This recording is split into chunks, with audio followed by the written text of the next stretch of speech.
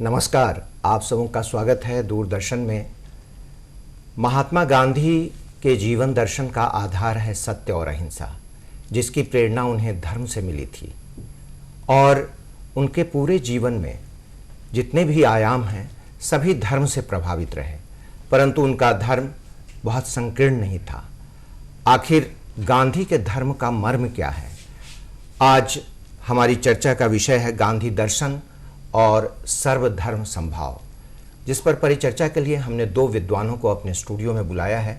मेरी ठीक बाईं ओर डॉक्टर शिकबतुल्लाह हमीदी, जो जीव विज्ञान के विश्वविद्यालय बिहार विश्वविद्यालय के प्रोफेसर रहे हैं, साथ ही जाने माने शायर हैं, और उनकी ठीक बाईं ओर डॉक्टर अनिल कुमार धवन जी हैं, जो इतिहास विभाग में विभागाध्यक्ष हैं और श्री गरीबनाथ मंदिर न्यास में न्यासी भी हैं। आप दोनों का स्वागत है।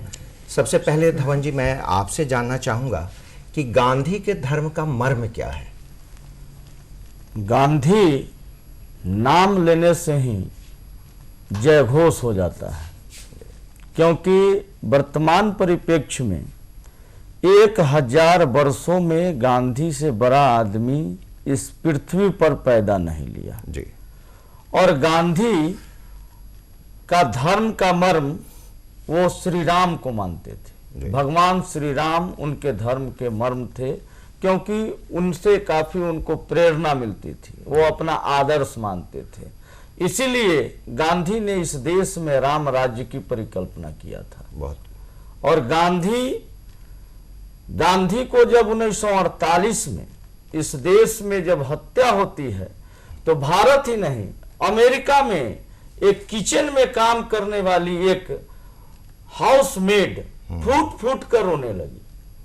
तो उसकी मालकिन ने पूछी कि तुम क्यों रो रही हो? तो उसने कही कि मैं तो नहीं जानता हूं कि ये कौन आदमी है, लेकिन मैं इसलिए रो रही हूं कि अब मानवता की रक्षा कौन करेगा। वाह। मानवता की रक्षा कैसे होगी धरती पर? उसका मानवता के रक्षा के बहुत बड़े संरक्षक की हत्या होती है जी। इस देश में जी। इसलिए गांधी कथनी और करनी में अंतर नहीं समझते थे। जी जी। गांधी सत्य और अहिंसा को अपना आधार बनाया था और उसी आदर्श पर जीवन जीने का प्रयास किया था। क्योंकि गांधी का जो हम मॉडल्स देखते हैं, तो गांधी पहले अपने आप पर प्रयोग करते थे और तब उसको समाज में उतारते थे। इसलिए गांधी ने कहा कि धर्म में दिखावापन कुछ नहीं होना चाहिए। गांधी को किसी धर्म से जो है कि उनको एक तरह से जो है कि ये नहीं था, एलर्जी नहीं था। जी जी। वो सारे धर्म को समझते थे कि सारे धर्मों का एक ही उद्देश्य है। जी जी। सारे धर्मों का उद्देश्य है शांति, सारे धर्मों के उद्देश्य है समृद्धि की बात, सारे धर्मों का क्लाइमेक्स है भाईचारा। ये गांधी चाहते थे। इसलिए गांधी ने अपना आदर्श भगवान श्री राम को बनाया था और वही अपना धर्म को मर्म समझते थे। बहुत सही। डॉक्टर हमीदी, डॉक्टर धवन ने कहा बड़ी अच्छी बात कि राम उनके आदर्श थे और राम राज्य सामाजिक नीति हो, ऐसी उनकी कल्पना थी। हिंदू भी उनके करीब थे और मुसलमान भी उनके करीब थे, ईसाई भी थे, सिख भी थे, सभी उनके करीब थे। और गांधी का आभा मंडल उस समय जितना बड़ा था, किसी भी नेता का नहीं था। फिर भी मजहब के आधार पर इस देश का बंटवारा हुआ, तो गांधी से जो अल्पसंख्यक वर्ग था वह कितना प्रभावित था, और जब उनका आदर्श राम था तो यहाँ पर किसी प्रकार की आपत्ति नहीं होती थी। वह कौन से कारण हैं उनके व्यक्तित्व में, उनके राम में, जो इतना व्यापक उनको सबसे पहली बात कि गांधी जी पूरी जिंदगी भर, बचपन से लेके अपनी मौत तक, वो राम जी के मोहब्बत में इतने गिरफ्तार थे। जी जी, क्या बात। उसी को वो जिंदगी भर एक्सपेरिमेंट करते रहे, जी। बातों को लोगों को पहुंचाते रहे। बहुत सही। चाहे वो देश की आज़ादी हो, दलितों को छूट दीजिए, मुसलमानों से लगाओ और जो हिंदुओं से लगाओ, और साथ ये है कि वो प्रार्थना भी करते थे, तो बिंदा अल्लाह ईश्वर जोड़ के बिना प्रार्थना नहीं करते थे।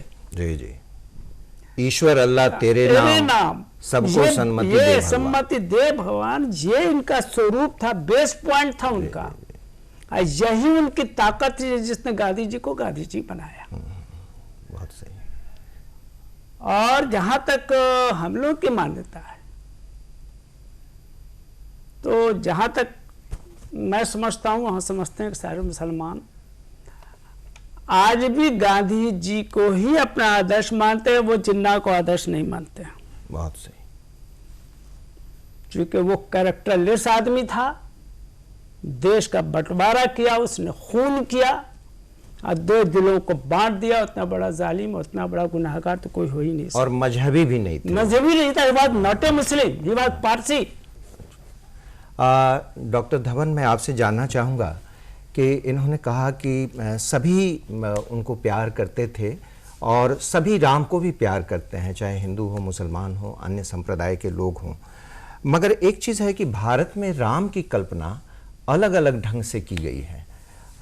संतों ने भी, सूफियों ने भी अलग अलग राम को देखा है, जाना है। जैसे कबीर के राम अलग हैं, रहीम के राम अलग हैं, तुलसी के राम अलग हैं। तो गांधी का राम कैसा था? महामानव गांधी का यह मानना था कि व्यक्ति और ईश्वर, व्यक्ति और ईश्वर के बीच में जितनी काल्पनिक रेखाएं हैं जी, ये तमाम काल्पनिक रेखाएं मानव द्वारा निर्मित है। गांधी सीधा सीधी अध्यात्म को समझते थे। गांधी का राम एक आदर्श स्थापित करता है, और गांधी इतना थे कि उनका प्राणांत भी होता है तो सर्वधर्म संभव के मुद्दा पर ही होता है। जी जी। क्योंकि अब देखिए कि कांग्रेस पार्टी की स्थापना एक ईसाई करता है, 1885 में ए.ओ. ह्यूम करते हैं जो ईसाई थे जी। और गांधी को 55 करोड़ रुपया देने का प्रस्ताव गांधी ने पाकिस्तान में लाया था कि नहीं, जब देश से अलग हो रहे हैं तो इनको आर्थिक रूप से भी सहयोग किया जाए। इस पर गांधी और गए थे।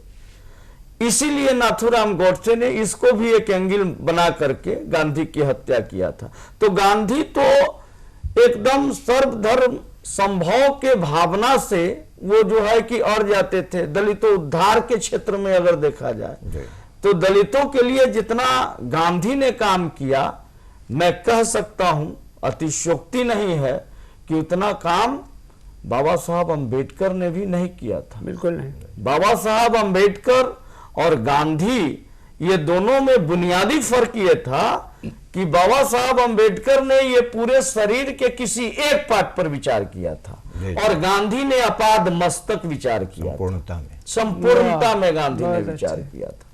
और गांधी इसीलिए ये सोसाइटी में आते हैं। गांधी वो 1893 का गांधी मैं कहता हूं, जो विधि की ख्याति प्राप्त करके विदेश से हिंदुस्तान के अंदर में आते हैं और रंग और भेद के खिलाफ दक्षिणी अफ्रीका में आंदोलन करते हैं। एक केस के सिलसिले में पैरवी करने के चलते जाते हैं, तब वहां फर्स्ट क्लास टिकट कटाकर वो फर्स्ट क्लास में बैठते हैं और प्रताड़ित होते हैं। तब गांधी को अनटचेबिलिटी समझ में आती है। जी। तो आज के दौर में मैं देख रहा हूं, क्योंकि इसीलिए गांधी ने लिखा कि लाइफ इज एन एक्सपेरिमेंट।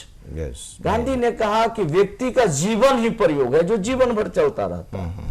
और ये प्रयोगशाला में हम लोग लैब में जाते हैं, प्रयोग करते हैं, बार बार विसंगतियां होती हैं, बार बार विसंगतियां होती हैं, लेकिन एक बार सफल होते हैं तो जितना आत्मीय खुशी मिलती है उतना काफी जो है कि उसमें ये होता है।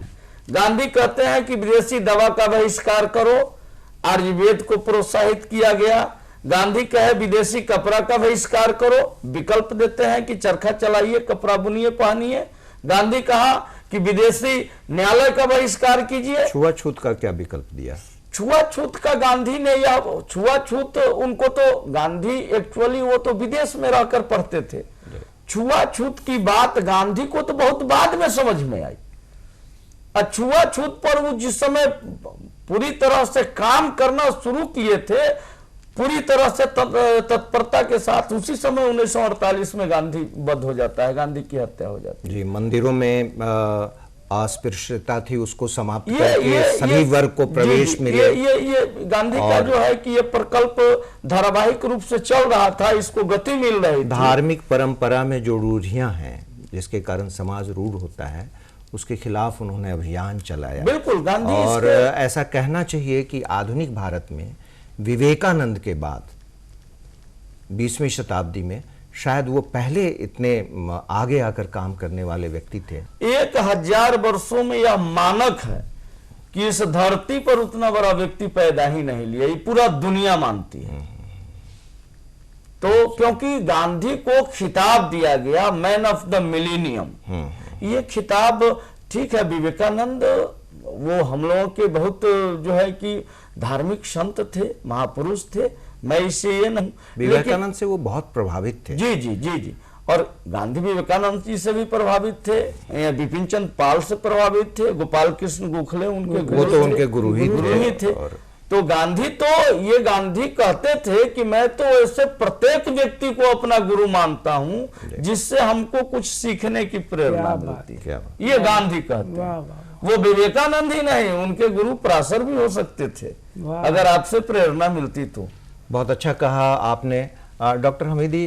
डॉक्टर धवन ने कहा कि वो सर्वधर्म संभाव में विचार बिलीव करते थे, और किसी भी धर्म या मजहब में जो संकीर्णताएं हैं, जो ओछापन है, जो छुआछूत है, उसके खिलाफ उन्होंने काम किया, और जिसका प्रभाव पूरे देश पर नहीं पूरी दुनिया पर पड़ा। क्या बात। मगर वो कौन सी चीज़ थी कि देश के बंटवारे के समय जब उन्होंने कहा कि इस देश का बंटवारा और हिंदू और मुसलमान के नाम पर, मजहब के नाम पर नहीं होगा, अगर ऐसा हुआ तो मेरे देह का बंटवारा पहले होगा, मेरे देह को 2 टुकड़े करने होंगे।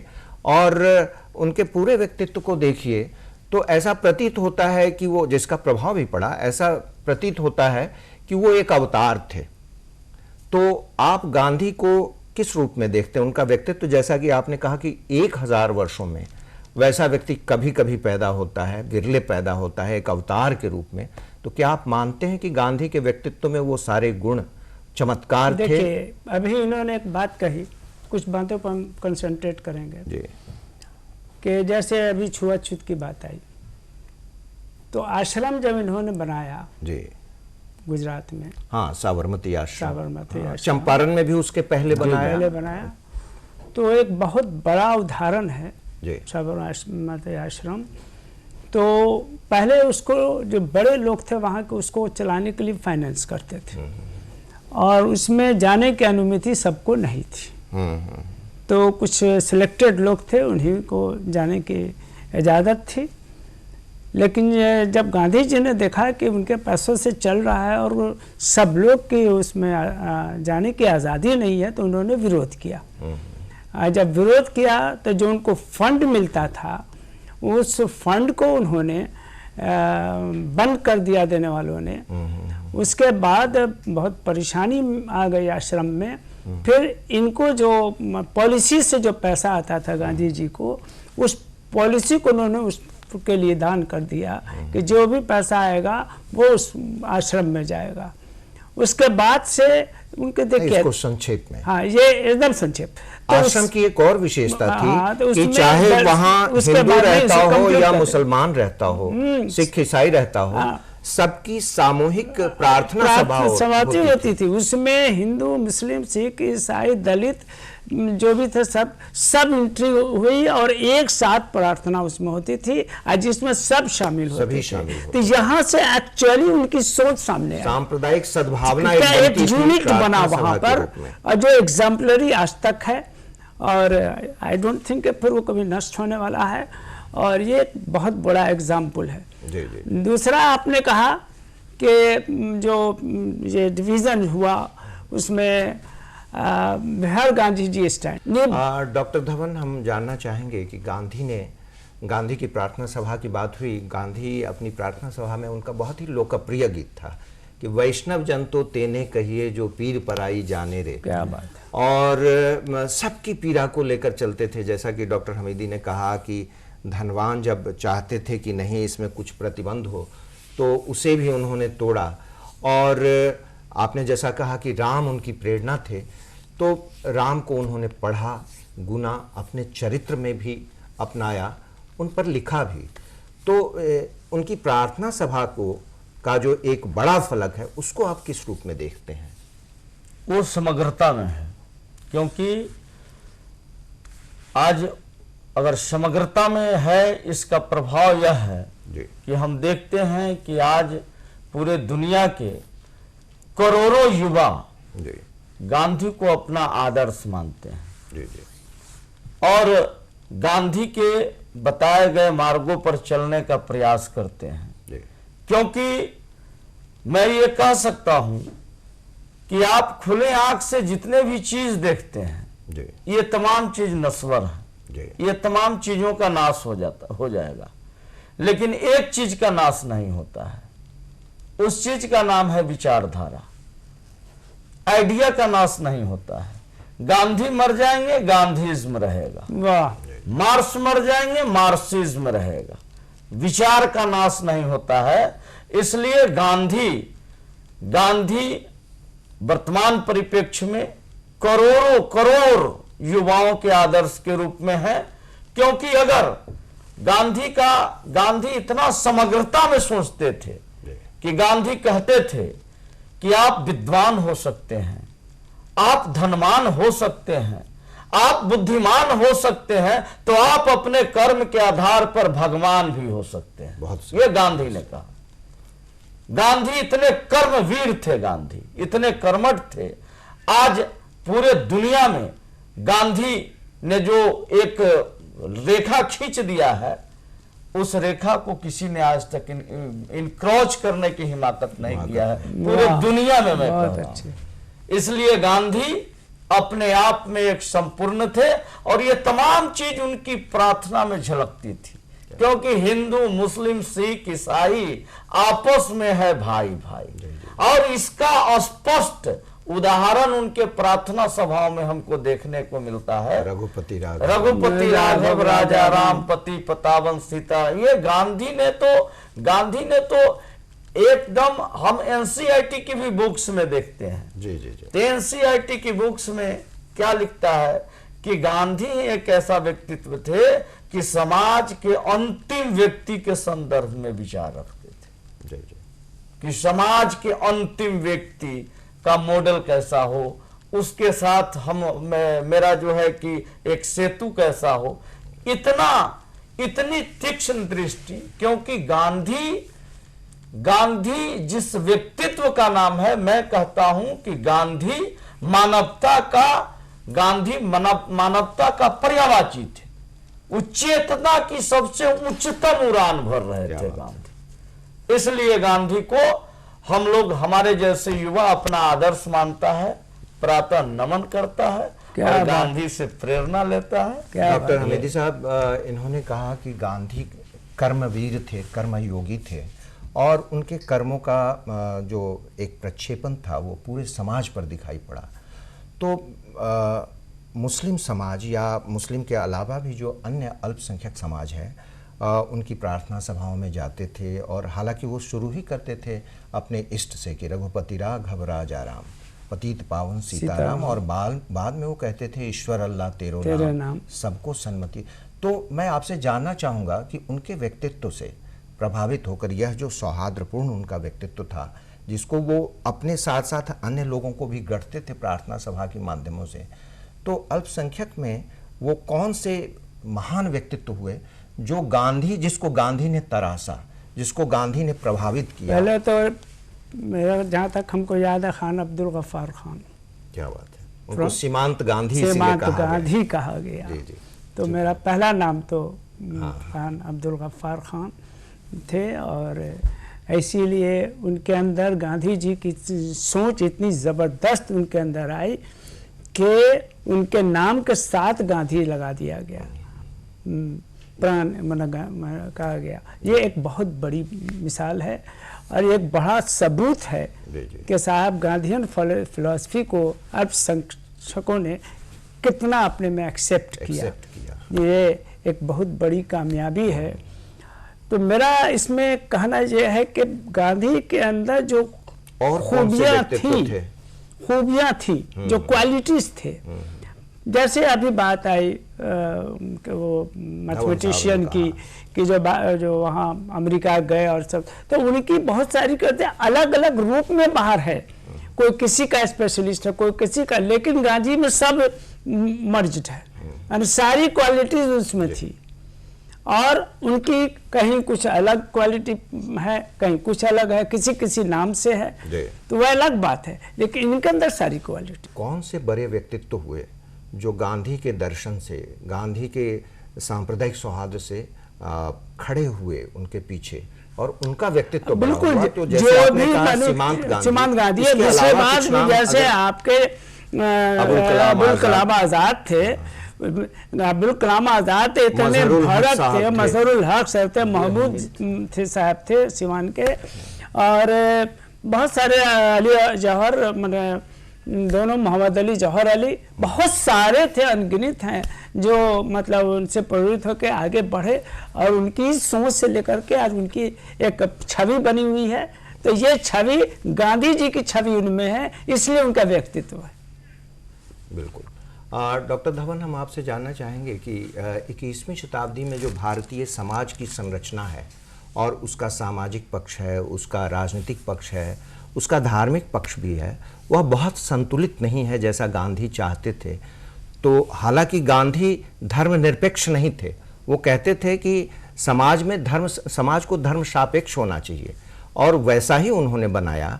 तो उनकी दृष्टि कैसी थी और आज 21वीं शताब्दी में उनकी इस दृष्टि की क्या प्रासंगिकता है कि व्यक्ति को और समाज को धर्म सापेक्ष होना चाहिए? देखिए, ये भारत की जो भूमि है ये काफी उर्वरा भूमि है। जी जी। और